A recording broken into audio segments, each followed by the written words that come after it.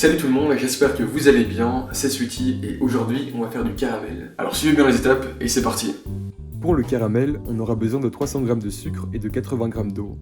Dans un poêlon, je verse l'eau et ensuite le sucre pour éviter les projections de sucre sur les parois, ou alors verser l'eau très doucement. Je fais une belle ébullition dans un premier temps sur puissance maximale et une fois que le sirop commence légèrement à colorer, je réduis la puissance de moitié pour avoir un certain contrôle sur la couleur que prend le caramel. Pour tester la couleur, n'hésitez pas à prendre une spatule blanche et à la tremper dans le caramel. Une fois sorti du caramel, regardez la couleur et si elle vous satisfait, retirez le poêlon de la source de chaleur et trempez-le 3 secondes dans de l'eau froide pour stopper la cuisson. Avec ce caramel, on pourra glacer des choux, pour un Saint-Honoré par exemple. La recette du Saint-Honoré arrivera prochainement sur la chaîne. La deuxième technique pour un caramel, c'est le caramel à sec, donc sans eau. Je verse un tiers du sucre dans le poêlon et j'attends que cette première partie caramélise sur puissance moyenne.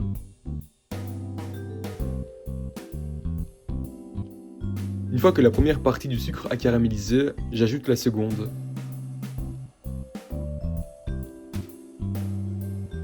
Si le caramel commence à fumer, ce qui veut dire qu'il cuit plus vite que prévu, je mélange avec une spatule pour éviter que le sucre brûle.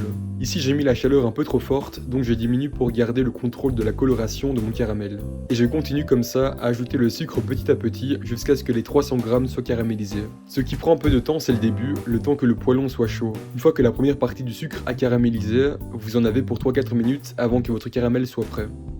Ici je fais un caramel pour une tarte tatin et je veux qu'il soit totalement transparent et légèrement fumant avant d'y ajouter le beurre. La recette de la tarte tatin arrive également prochainement sur la chaîne.